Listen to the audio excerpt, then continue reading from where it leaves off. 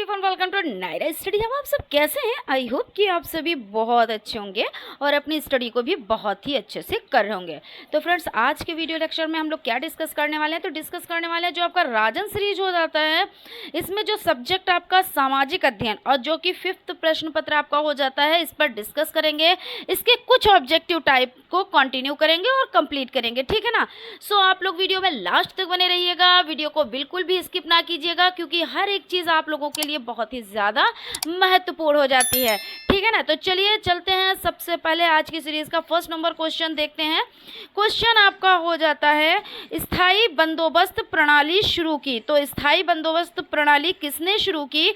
Option यहाँ पे आपके हो जाते हैं Lord Clive, Lord Cornwallis, Warren Hastings, sir John Shore हो जाते हैं। तो यहाँ पे राइट आंसर की अगर बात की जाए तो आपका राइट आंसर जो हो जाता है वो बा ऑप्शन यानी कि लॉर्ड कॉर्नवालिस हो जाते हैं। और अगर इस पर डिस्कस की जाए तो 1773 की बात, सॉरी यहाँ पे 1793, ठीक है ना। कब? तो 1793 में शुरू की गई थी और इसे बंगाल, बिहार, उड़ीसा और वाराणसी के प्रांतों में लागू किया गया था, ठीक है ना। अगला क्वेश्चन हो जाता है, भारत में अंग्रेजी साम्राज्य के संस्थापक थे।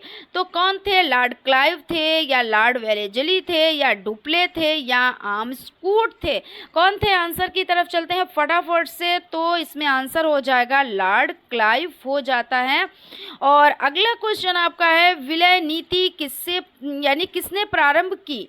टीपू सुल्तान ने प्रारंभ की, हैदर अली ने प्रारंभ की, लॉर्ड डलहौजी ने प्रारंभ की या नाना साहब ने?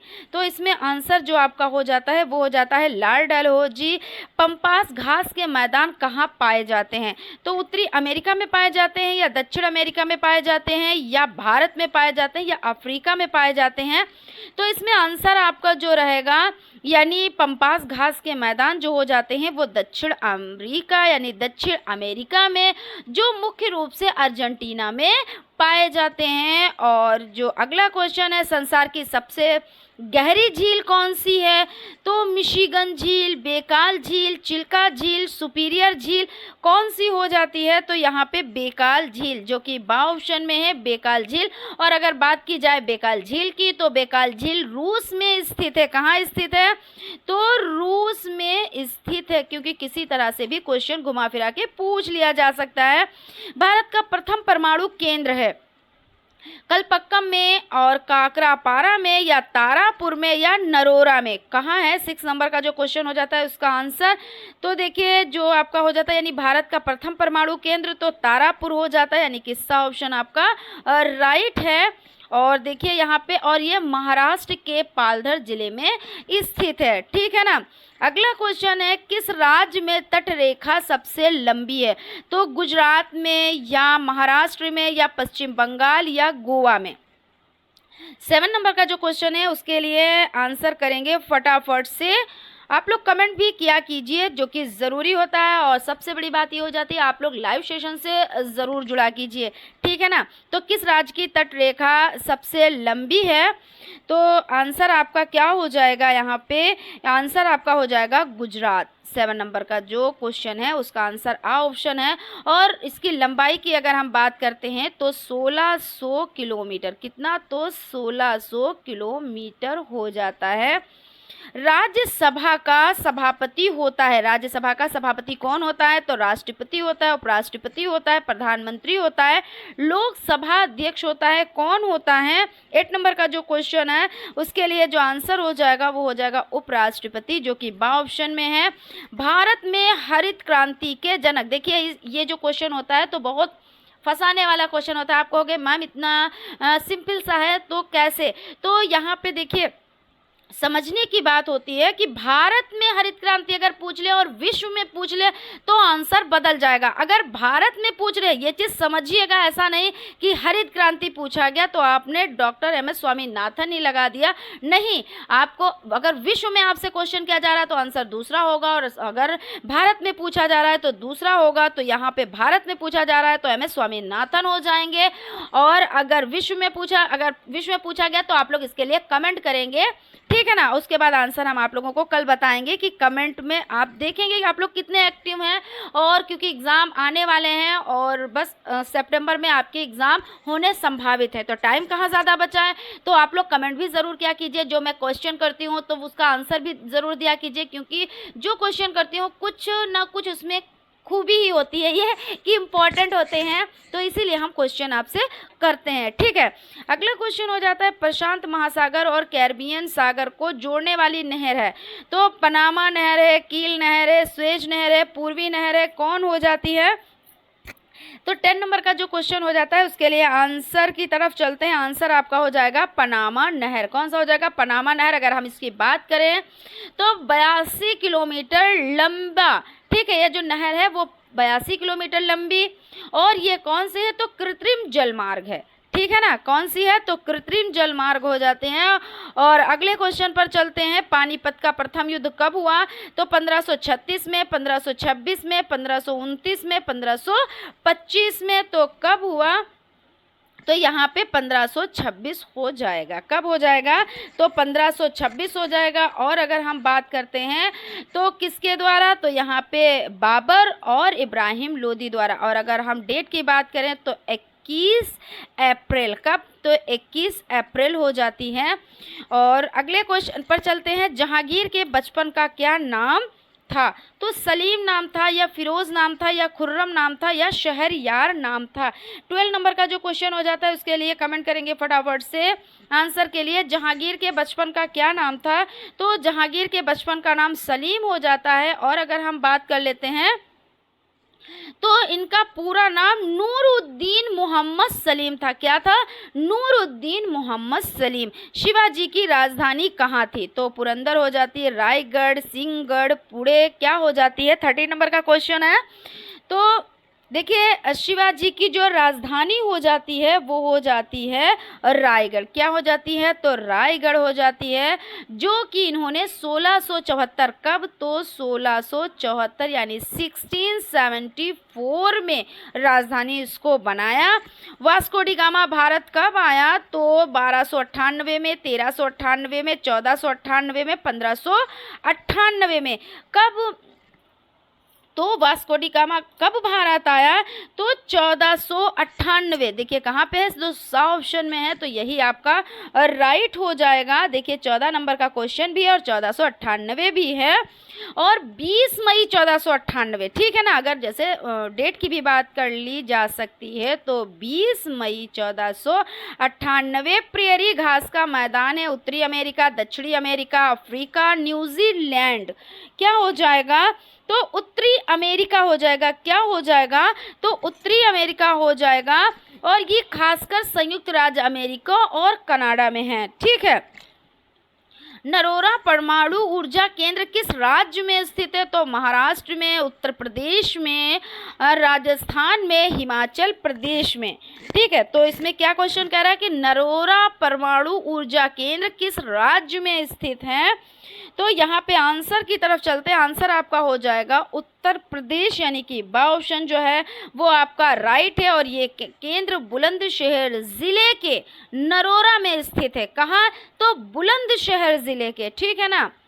विश्व के प्रमुख मत्स्य पकड़ क्षेत्र पाए जाते हैं, तो 40 डिग्री से 45 डिग्री उत्तरी अक्षांश, 30 डिग्री से 40 डिग्री दक्षिणी अक्षांश, और अलास्का तट, या 30 डिग्री से 60 डिग्री पश्चिमी अक्षांश। कहाँ पे, तो आंसर आपका हो जाएगा 40 डिग्री से 50 डिग्री उत्तरी अक्षांश हो जाएगा। ठीक है, और इसके अब चलते हैं अगले क्वेश्चन की तरफ। क्वेश्चन आपका 18 नंबर का जो है वो उस पर बात कर ली जाए तो 18 नंबर का जो है, विश्व में सर्वाधिक मछली पकड़ने वाला देश कौन सा हो जाता है, तो संयुक्त राज्य America, Norway, Japan, great Britain, कौन सा हो जाता है। तो एक चीज़ देखिए फ्रेंड्स, बताना चाहेंगे कि अगर विश्व में सर्वाधिक मछली पकड़ने वाला देश पूछा जाए और आपका अति लघु है, तो आप उसके लिए इसमें क्या आंसर लिखेंगे, तो आप चीन लिखेंगे, क्योंकि देखिए चीन है और अगर जापान की बात की जाए तो जापान इसके बाद में है। ठीक है, अगर यहाँ पे चीन होता ऑप्शन में तो आपका आंसर राइट वही होता। तो इसलिए जापान है तो, लेकिन चीन के बाद है और चीन फर्स्ट नंबर पे हो जाएगा। ठीक है, और अगला क्वेश्चन आपका हो जाएगा यहाँ पे, निम्नलिखित में से कौन सा स्रोत अपारंपरिक ऊर्जा स्रोत है? कोयला है, पेट्रोलियम है, जल विद्युत है, पवन ऊर्जा है, क्या हो जाएगा? तो यहाँ पे पवन ऊर्जा हो जाएगा आंसर। निम्नलिखित में से कौन संपूर्ति संसाधन नहीं है? तो जल हो जाता है, जल विद्युत, कोयला, पवन ऊर्जा, क्या हो जाएगा? तो सा ऑप्शन जो आपका कोयला हो जाएगा वही राइट है। रिजर्व बैंक का राष्ट्रीयकरण कब हुआ? तो 1 जनवरी 1949 को हुआ, 26 जनवरी 1950 को हुआ, 1 अप्रैल 1951 को हुआ, 1 जनवरी 1948 को हुआ। तो रिजर्व बैंक का राष्ट्रीयकरण जो हुआ है, यानी किस नंबर का जो क्वेश्चन आपका हो जाता है, इसके लिए आंसर जो सही है वो 1 जनवरी 1949 हो जाएगा। ठीक है ना। क्वेश्चन है, भारत का केंद्रीय बैंक है state bank, Punjab national bank, reserve bank, विश्व बैंक, कौन सा हो जाएगा? भारत का केंद्रीय बैंक 22 नंबर का जो क्वेश्चन है उसके लिए आंसर आपका रिजर्व बैंक होगा। कौन सा? तो रिजर्व बैंक होगा। और रानीगंज कोयला क्षेत्र स्थित है कहाँ? तो पश्चिम बंगाल में, बिहार में, झारखंड में, यानी ओडिशा या उड़ीसा भी आप इसको बोलते हैं, तो उड़ीसा में। ठीक है, तो इसमें आंसर की तरफ चलेंगे, पश्चिम बंगाल हो जाता है। और अगला क्वेश्चन है, परमाणु शक्ति का महत्वपूर्ण केंद्र स्थित है नागपुर, तारापुर, कोल्हापुर, कोलकाता, कहाँ पे हो जाएगा? तो तारापुर इसका राइट आंसर है। मुंबई हाई क्या है? तो पर्यटन स्थल है, खनिज तेल क्षेत्र है, मत्स्य क्षेत्र है, ऊंचा समुद्र तट है, यानी मुंबई हाई क्या है? तो खनिज तेल क्षेत्र हो जाएगा। आणविक खनिजों में कौन सम्मिलित नहीं है? तो यूरेनियम, थोरियम, जिरकन, जिप्सम क्या है? 26 नंबर का जो क्वेश्चन है तो इसमें जिप्सम हो जाएगा। उत्तर प्रदेश में तेल शोधनशाला कहाँ पर स्थित है? तो मथुरा है, आगरा है, लखनऊ है, कानपुर है। तो उत्तर प्रदेश में तेल शोधनशाला जो स्थित है वो मथुरा हो जाएगा। इसके लिए आंसर जो ऑप्शन है वो राइट है। और प्रधानमंत्री की नियुक्ति कौन करता है? तो राष्ट्रपति या उपराष्ट्रपति या लोकसभा अध्यक्ष या सर्वोच्च न्यायालय का मुख्य न्यायाधीश, प्रधानमंत्री की नियुक्ति कौन करता है? तो इसमें आपका हो जाएगा राष्ट्रपति। ठीक है ना। अगले क्वेश्चन की तरफ चलते हैं फटाफट से। तो फ्रेंड्स, अगर अभी तक आप लोगों ने चैनल को सब्सक्राइब नहीं किया है तो प्लीज सब्सक्राइब कीजिएगा, बेल आइकन को प्रेस कीजिएगा और सेशन पसंद आए तो लाइक भी जरूर कीजिएगा। और हो सके तो आप लोग टेलीग्राम चैनल को भी ज़रूर ज्वाइन कर ले, जहां पर आपको फ्री पीडीएफ नोट्स भी प्रोवाइड हो जाते हैं, हर एक अपडेट भी मिलती रहती है कि कौन सी क्लास किस टाइम आने जा रही है। क्योंकि कभी कभी ऐसा होता है जैसे 2 क्लास आपके सम्मुख आई, आपके सामने आई तो उसकी नोटिफिकेशन आ गई, और तीसरी क्लास अगर अपलोड की जाए या लाइव रहे तो नोटिफिकेशन नहीं पहुँचता है। तो जब आपको अपडेट मिल जाती है टेलीग्राम चैनल पर कि क्लास स्टार्ट होने जा रही है तो आप लोग क्लास से जुड़ जाते हैं। तो इसके लिए हम बोल रहे हैं, क्योंकि बेनिफिट आप ही का है फ्रेंड्स। और आपका अगर कहीं पे अच्छा हो रहा है, आपके साथ अच्छा हो रहा है, तो हमारे लिए उससे अच्छी क्या बात हो सकती है ना। और अब बिल्कुल भी कुताही ना बरतें, क्योंकि एग्ज़ाम का टाइम बिल्कुल करीब आ चुका है। तो 29 नंबर का जो क्वेश्चन हो जाता है, यदि कोई मंत्री अपना पद ग्रहण करते समय यानी संसद के किसी सदन का सदस्य नहीं है तो उसे कितने माह में संसद की सदस्यता ग्रहण करनी पड़ती है? तो 4 माह या 6 माह या 3 माह या 10 माह? तो जो 6 माह यानी 6 मंथ हो जाता है, ये आंसर आपका राइट रहेगा। और भारत के प्रथम प्रधानमंत्री कौन थे?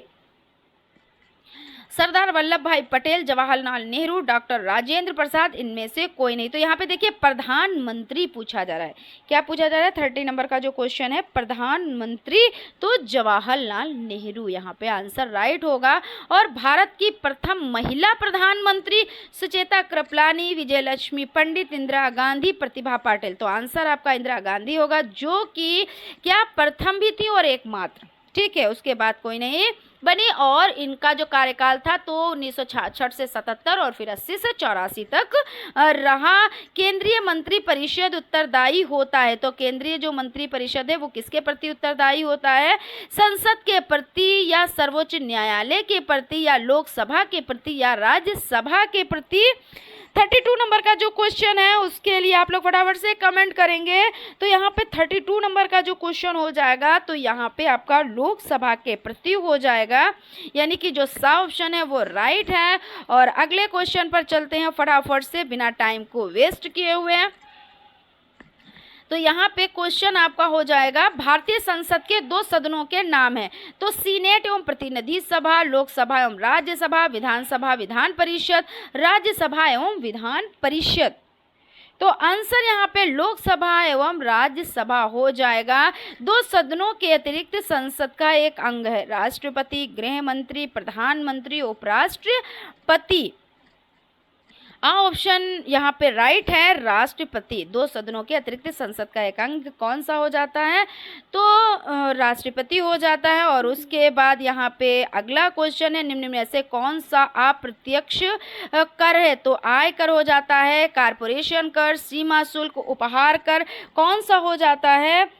तो आंसर आपका जो है वो हो जाएगा यहाँ पे 35 नंबर का जो क्वेश्चन है तो वो सीमा शुल्क हो जाता है। तो अगर हम बात करें अप्रत्यक्ष कर क्या होता है, क्योंकि यहाँ पे कुछ लोग कंफ्यूज हो जाते हैं इसलिए क्लियर करेंगे थोड़ा सा। तो अप्रत्यक्ष कर का ऐसा कर है जो वस्तुओं और सेवाओं पर ग्राहक तक पहुँचने से पहले लगाया जाता है, यानी ग्राहक तक नहीं पहुँचा और उससे पहले वो कर लगाया गया। और निम्नलिखित में से कौन सा प्रत्यक्ष कर है? तो अगर प्रत्यक्ष कर की बात करें तो पहले ऑप्शन की तरफ चलते हैं, उसके बाद प्रत्यक्ष कर को समझते हैं। तो उत्पादन कर हो जाता है, सीमा शुल्क हो जाता है, व्यापार कर हो जाता है, आय कर हो जाता है। तो इसमें प्रत्यक्ष कर में कौन आता है?